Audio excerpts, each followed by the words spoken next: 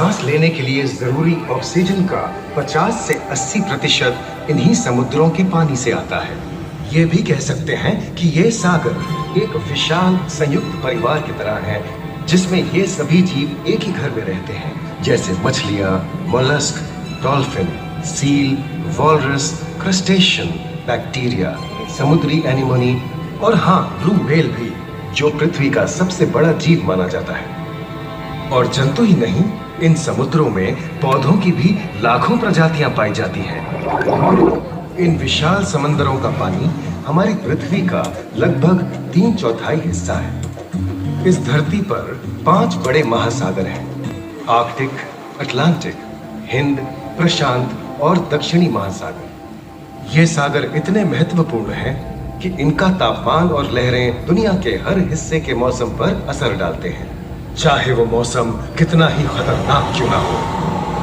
हमारी ही तरह पानी के नीचे पनपता हर जीवन सूरज की रोशनी पर निर्भर है। जी हाँ जनाब, सिर्फ ये जंतु, मछलियां, पेड़ पौधे ही नहीं, बल्कि बैक्टीरिया जैसे सूक्ष्म जीव भी सूरज से ऊर्जा पाकर खिलखिला उठते हैं। ये देखो मिस्टर ऊदबिलाव, कितने मजे ले रहा है। देखा इसे, अपने चेहरे की पोजीशन ऐसे बदल रहा है जैसे किसी स्पा में स्टीम ले रहा हो। और वो चली मैडम व्हेल इठलाते हुए सनबाथ लेने। और ये जोकर मछली यानी क्लाउन फिश, ये तो गाना भी गाती है भाई, बिना किसी सुरताल के। हाँ, ये राग समुद्री जानती है और कोई खतरा महसूस होने पर ये कभी हुर्राती है और कभी चहकती है। क्लाउन फिश है ना। और ये डॉल्फिन हमारे स्मार्टफोन से भी ज्यादा स्मार्ट है। ये अपनी आवाज का इस्तेमाल सोनार की तरह करके एकदम सही दिशा में तैरती और एक दूसरे को संदेश भेजती है। जी हाँ, ईमेल या व्हाट्सएप से भी तेज। मूंगा चट्टानें यानी कोरल रीफ दुनिया की सबसे विविध इकोसिस्टम्स में से है। इन चट्टानों को अक्सर समुद्र के वर्षावन कहा गया है। आई, समुद्र में वर्षा, अजीब बात है ना। अरे दरअसल इनका नाम इनके आसपास बसे इन जीवों की विविधता के कारण पड़ा है। इनमें से कुछ मूंगे गर्म उथले समुद्र में, तो कुछ ठंडी अंधेरी गहराइयों में रहकर हमारे इकोसिस्टम के संतुलन को बनाए रखते हैं।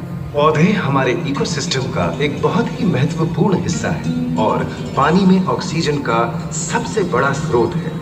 इस नीले पानी में मौजूद कई पौधों में से एक बहुत ही महत्वपूर्ण पौधा है फाइटोप्लैंक्टन, जो पूरी दुनिया की ऑक्सीजन की जरूरत का लगभग 50% बनाकर हमारा अस्तित्व बनाए रखता है। इन समुद्रों में पहुंचने वाली सूरज की रोशनी की मात्रा के हिसाब से उन्हें 3 क्षेत्रों या परतों में बांटा गया है। सतह के सबसे नजदीक वाली परत को यूफोटिक जोन या सनलाइट जोन कहा जाता है। जाहिर है कि यहाँ सूरज की सबसे ज्यादा रोशनी पहुंचती है और 90% समुद्री जीवन इसी परत में मौजूद है। अगली गहरी परत को डिस्पोटिक जोन या ट्वाइलाइट जोन कहा जाता है। इस परत तक सूरज की सिर्फ 1% रोशनी पहुंचती है, जो पौधों के जिंदा रहने के लिए काफी नहीं है। तीसरी और सबसे गहरी परत एफोटिक जोन या मिडनाइट जोन है। यहाँ सूरज की रोशनी बिल्कुल नहीं पहुंचती। ये परत पूरी तरह से अंधेरी और ठंडी होती है, बिल्कुल किसी हॉरर मूवी के सीन जैसे। ये कई जगह पर इतनी गहरी होती है कि यहाँ आसानी से माउंट एवरेस्ट जैसे ऊंचे पहाड़ भी समा सकते हैं। और इसकी सबसे गहरी जगह है प्रशांत महासागर में मरियाना ट्रेंच। महाद्वीपीय तटों के साथ लगे उथले समुद्री इलाकों तक पहुंचना आसान है, लेकिन ये समुद्र का सिर्फ 10% है। समुद्र की गहराई जितनी बढ़ती जाती है, उतने ही वहां के हैरत अंगेज जीव जिन तक पहुंचना मुश्किल होता जाता है। ये समुद्री जीव पहले तो अपनी खूबसूरती से आपको झलते हैं और फिर अचानक एक खतरनाक रूप ले लेते हैं, जिनसे बचना मुश्किल ही नहीं, नामुमकिन है। और ये क्या, अचानक ये रोशनी कहां से आई? ओहो, ये तो जेलीफिश का झुंड है, जिनकी रोशनी एकदम डिस्को लाइट की तरह लगती है। वाह, ये हुई ना बात। अब सभी बड़ी छोटी मछलियां इन चमचमाती डिस्को लाइट को देखकर पार्टी करने आएंगी। और फिर यही रोशनी उन्हें बेरहमी से दबोचकर उनका शिकार करके अंधेरे में वापस गायब हो जाएगी। लेकिन सभी शिकारियों को छलावे से लुभाना नहीं पड़ता। सबसे घातक शिकारियों में से है शार्क, जैसे ग्रेट व्हाइट और टाइगर शार्क। शार्क आमतौर पर सूरज ढलने के बाद अंधेरे में शिकार पे निकलती है समुद्री जीवों का यमराज बनकर। आज तक शार्क की 500 से ज्यादा प्रजातियों का पता चल चुका है। ये हर तरह के खुले महासागरों में, मूंगे की चट्टानों में, आर्कटिक की बर्फ के नीचे और समुद्र की अंधेरी गहराइयों में पाई जाती है। और ये है समुद्री घोड़ा, जो तबड़क तबड़क नहीं, छप छप छप छप करता है, यानी दौड़ता नहीं, तैरता है। हमने इन समुद्रों के बारे में बहुत कुछ जाना है, पर अभी भी बहुत कुछ जानना बाकी है। ये सागर गहरे और विशाल, ठंडे और अंधेरे में डूबे होते हैं। इन गहराइयों में पनपने वाली 17,000 से अधिक प्रजातियां मानो किसी कल्पना से कम नहीं है। किसी खूबसूरत एंजल की तरह दिखने वाले जीवों के साथ साथ न जाने और क्या क्या देखने को मिले।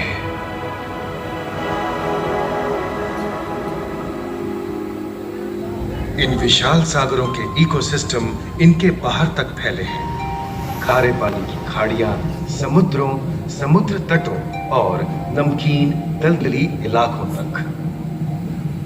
मानव जाति दशकों से प्लास्टिक, जहरीले रसायन, तेल और ऐसी कई चीजों को पानी में बहाकर समुद्रों को नुकसान पहुंचा रही है।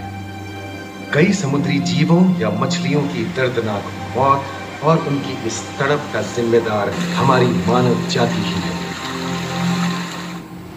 पिछले कुछ दशकों में वैज्ञानिक पैमाने पर सामने आए खतरों में से एक बड़ा जलवायु परिवर्तन है, जिससे महासागर गर्म हो रहे हैं और ग्रीन हाउस गैसों की अधिकता और ऑक्सीजन की कमी के कारण इन समुद्रों का अम्लीकरण हो रहा है। सागरों के इस तरह गर्म होने से पानी का स्तर बढ़ गया है और बर्फ की चादर पिघल रही है। समुद्री जीवन खत्म हो रहा है और पूरे इकोसिस्टम के लिए ऐसे खतरनाक हालात हम ही पैदा कर रहे हैं। हमारी आने वाली पीढ़ी का भविष्य इस बात पर निर्भर करता है कि क्या हम आज अपने निजी जीवन से प्लास्टिक को हटाने जैसा छोटा कदम उठा सकते हैं, या फिर हम बड़े स्तर पर सख्त नियम बनाकर उन्हें लागू करें, जिससे समुद्री संसाधनों का दोहन और प्रदूषण कम हो। याद रखिए, बात हमारे अस्तित्व की है तो बदलाव की शुरुआत भी हमें ही करनी होगी।